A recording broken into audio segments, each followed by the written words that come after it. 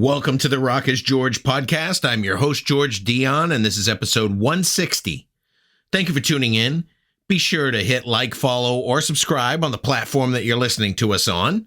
And you can also check out my work at the loudest.com on the planet, knac.com, for exclusive hard rock and heavy metal interviews, live show coverage, and more. My guest for this episode is solo artist ERIC SARDINAS. He has a brand new studio album coming out on October 13th called Midnight Junction through Ear Music. It's his first album in almost 10 years, and here's ERIC SARDINAS to tell you more about it. If I knew absolutely nothing about ERIC SARDINAS, how would you describe your music to me? Straight ahead blues rock. I'm rooted in traditional Delta blues. I grew up with listening to, everything from straight Delta, Texas, Chicago, country blues. I was always a finger picker. I took my Resonators at an early age and electrified them. So basically they're the equivalent of it's my Les Paul or my Stratocaster. I take it a little bit out of the box. It's definitely in the blues genre, but if you like blues and rock and roll, right in between, dusting that line. Your latest album is Midnight Junction. It comes out October 13th on Ear Music. It's been a little bit of time since we last heard from you on recording. Were you just taking a break, or was something getting in the way? No, we were supporting actually that album for almost about 2.5 years. I mean, not quite Appetite for Destruction long, but we were on the road for a couple of years, and the pandemic thing happened, and that took a lot of everything stopped, and the music didn't, but the touring did, and the whole being able to even be in a studio format was even something that seemed out of reach, when the time was right. So I didn't really know what to do, not being on tour. That's the longest I've been off the road in 30 years, I guess. So I don't even know what to do with a big bar of soap, if you know what I mean. Midnight Junction. There isn't a song that appears on the album called Midnight Junction. So how did you decide on the album's title? Well, I think everyone has a threshold or intersection in life, and somewhere you need to cross through. And I think that every album that I've made is a stepping stone in some form or another. And I thought it was appropriate, just the way the songs kind of hold hands, and just it felt like it created a visual for me. It's in the eye of the ear of the beholder. You have an all-star band for this album. You got Chris Frazier on drums, Coco Powell on bass, and David Schultz on keys. Did you guys record this in a room together, or was this file sharing like most people are doing these days? No. I take great pride in the recording process. Always do it real, direct to tape. We like to definitely a live situation. We just cycle the track until we got it greasy, and it's there, and we capture it, and then take it from there. If I feel a little embellishment here and there, but the studio can do great things, and it can also have the funk reducer and the groove eraser on it as well, and it can really sterilize, and you can lose kind of that magic or the mojo. It's an organic thing, so I think that being a live band and being a live performer as much as I am, I think that's really part of the way the songs need to come across, as far as the approach in the studio. Have you played with Chris or Coco or David before in the past? Oh yeah.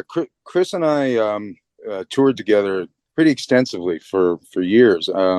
He and I, we were on the road for the first time together with the STEVE VAI tour.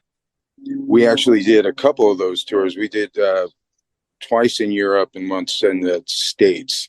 He's my twin flame in musical conversation. He's my favorite drummer. I'm a real stickler for the way the drums interlace, and like I said, it's really good musical conversation. He always contributes both in the studio and live. He's just a hell of a player. And Coco, he's always in the pocket. They were great together, and I mean, he's got that grease on all the stuff he did with Kravitz. You can just hear it. It's slinky, he's just got that real relaxed, but punchy. They work together in the studio like bread and butter. Let's talk about a couple of songs that you've released ahead of the album. Longshot. Was there something in particular that inspired the lyrics to Longshot? Sure, man. Well, all these songs have backstory. They're all based on something or another. I like to talk about a situation or a thing or a place or a what in sometimes looking at it in the third person perspective, or neutralize it, so to speak. So because everybody's stepped in it once in a while or gone through something or been where I'm at. I'm not the only one. This was kind of interlacing between talking about taking chances, and I brought it into a visual, but it was also about me moving to Vegas too. So it kind of seemed it just kind of fell together that way. So I think I ended up running with the direction I did with that lyrically, with the Vegas in the Sin City in mind. You also have the song Tonight Out, if you want to talk a little bit about that one. That's just a good time song. That's you're either gearing up to head on out, you got what you got on your mind, and you're going to get it done that evening, and it's going to be a good night. And it's nothing like an evening like that when you're ready to go and everything's good. And it's just one of those songs that, just straight ahead. It is what it is, and everybody has those nights. Are you planning on a third single before the album's finally released? No, man, we're just gonna get with it. we're just gonna get with it. So the album comes out on the 13th of October. So, and that's it. So it was nice to have a little leakage like that, having a couple of tracks out. It's nice to hear feedback from fans and friends, and it's cool. I'm happy it's been kind of released this way, so looking forward to getting the record out and getting back on the road. You got a major blues legend on this album doing some harmonica, Charlie Musselwhite. You guys been friends for a while, or is this just a whim? We do a lot of things on the whim, but we're friends as well. So it was an honor to have him on the track. And once I thought about Charlie, I couldn't record it without him. So that track, it starts on the porch and it ends on the porch, but what happens in between, we take off of that. So that was a lot of fun recording, and we just took a couple whacks at it, and that was it. What you hear is what you get. This is your first album for Ear Music. How did you end up signing the deal with them? Speaking of the pandemic, come full circle with that, during that time, I recorded the album, and my wheels were always continue to turn. When I finished the record, I did it differently than I normally have in the past, where I would record once the contractual side is done, and it's the first option is going to be executed to record a record. This one was a finished product, and they got on board because they loved the record, and they decided to take it under the wing and move it around for me. I noticed that you have a couple vinyl versions of the album coming out, a standard black vinyl and a red vinyl. Is this your first album on the format? No. I really, really enjoy having, there's something about vinyl that you and I understand, and I'm sure your listeners do as well.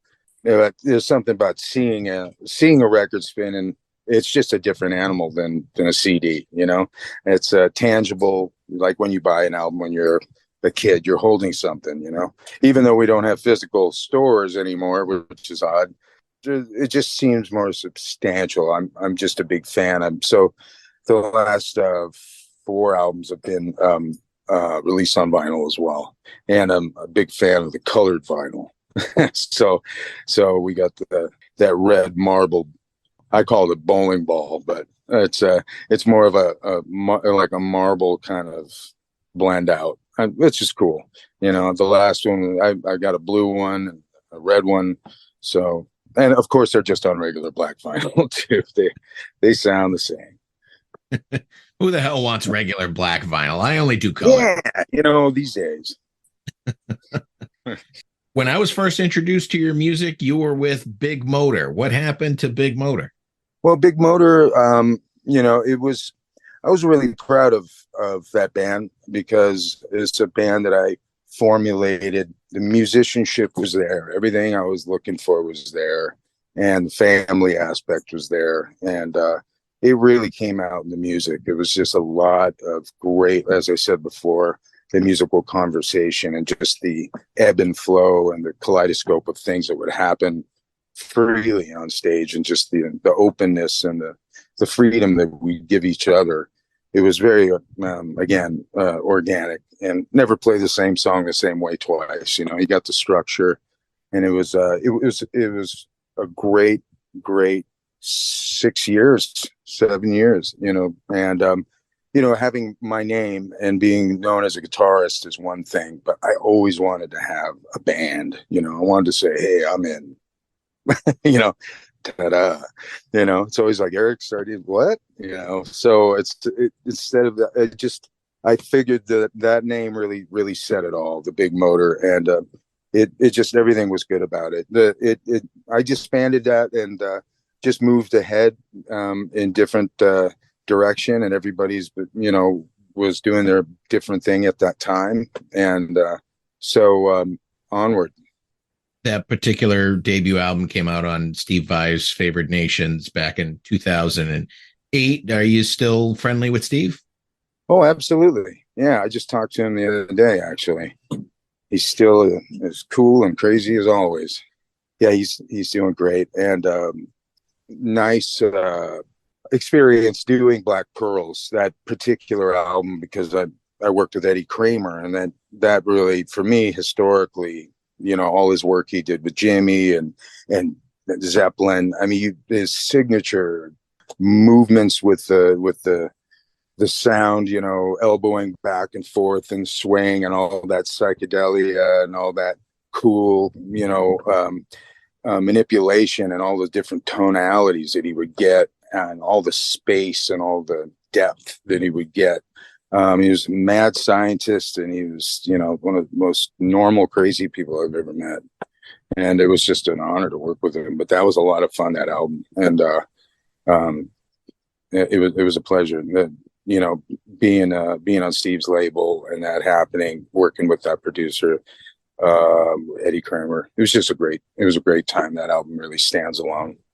What are your tour plans coming up? I couldn't really find anything.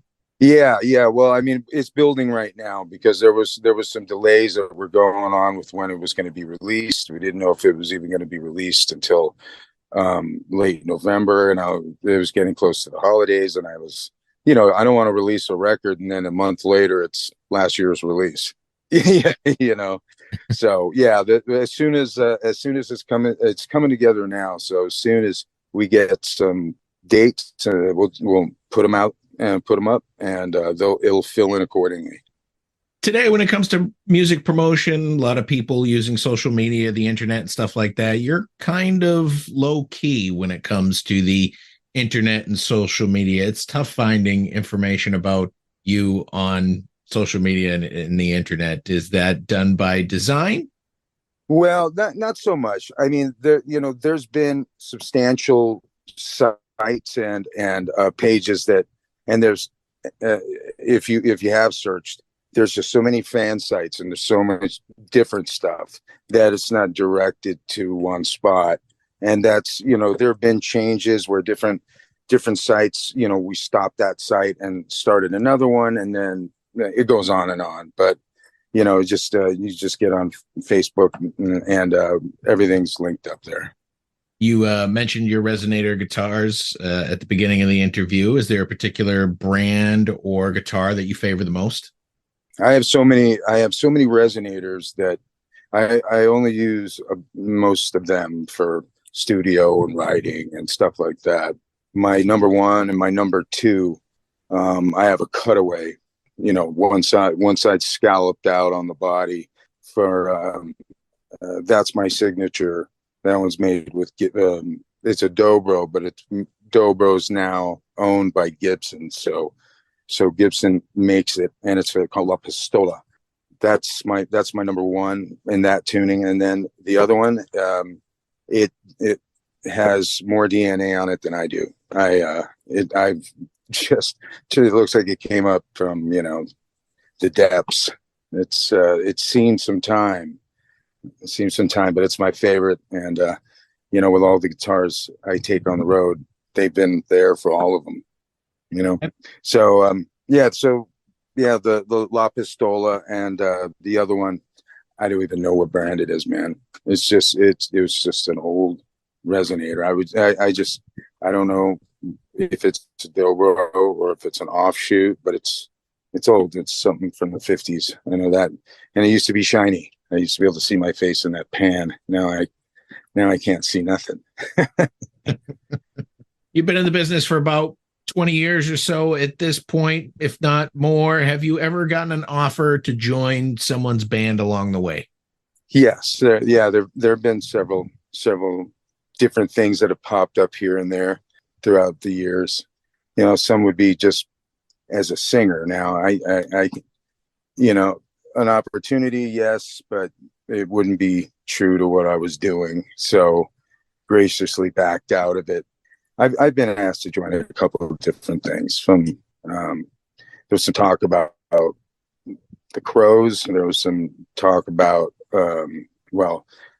singing for one of Slash's earlier bands, After Guns, and that was a different situation too, because I didn't want to just sing, because I don't really consider myself that much of a singer. But if I was to not have my guitar, I definitely would not. I'd probably struggle at a karaoke. I just I'm a guitar guy with my voice. I think they need to be together. So in all your years of playing live, is there a particular gig that stands out as one of your favorites? Man, that's a tough one. That's like asking what your favorite song is. Off the top of my head, there was a really cool festival that we did, and it was in Helsinki, Finland, and I don't remember the name of the festival, but it was a nice size festival. It was a big one, and we flew to Europe, and that was the first show, and from there we were flying to Stockholm, I believe, and then we were all getting on the buses, and we were doing a 3-month tour. But that particular festival was a fly to and fly out of, and of course when we landed, it's basically 11 o'clock at night, but it looks like it is right now for me. It's like 12 o'clock in the afternoon, and that just screws you up when you can't sleep on a plane, So we just stayed awake through these 2 days we were there. But it was very cool because Robert Plant his band was at the time was the Priory of Brian, and the way the lineup was BB King. Then it was before him was Robert Plant, and before Robert was me. And so I got to the festival early, and I couldn't tell what time because it looked exactly like it does now, but it was probably something along the lines of 10 o'clock in the morning. And I just wanted to look at the stage and just check out the grounds, and I was backstage just walking around, and out of nowhere Robert comes up to me and asked me to come over this little teeny Bambi trailer. And I go, oh, yeah. And he goes, come on in. And so we sat down, and we had a 6-pack of beer. And I tell you, that 6-pack of Budweiser at the time, Budweiser beer, it was the best 6-pack between the two of us. We sat there, we talked blues, we talked great things, and it was just pleasant. It was fun. But the cool part was, he goes, would you mind if I ask a favor of you? And I said, sure, man. What? He goes, I have to fly out. Is it possible that we switch slots?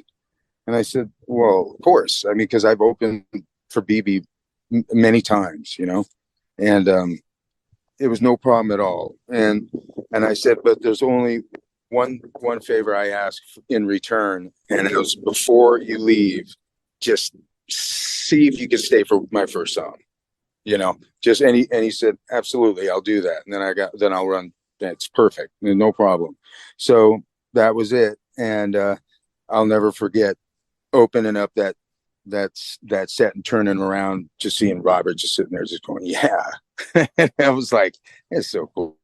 I mean, it's just little things like that, it's fun, but that's the first thing that came to mind.